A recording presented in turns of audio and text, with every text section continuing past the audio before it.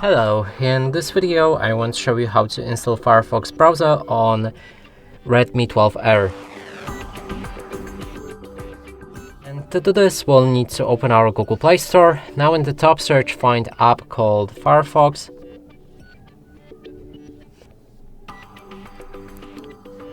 Now you should be able to see the install button just like that. Click on it.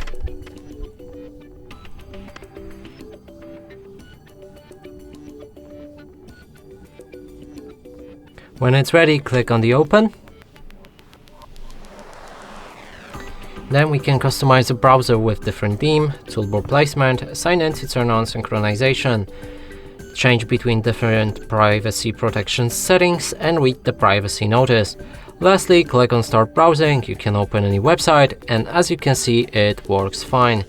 And that's it for this video. Hope you like it. Please consider subscribing to our channel, leave a like and a comment below.